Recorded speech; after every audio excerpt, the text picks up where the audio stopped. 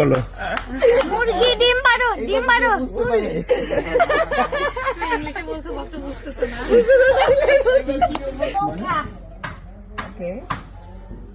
Can you say hamba?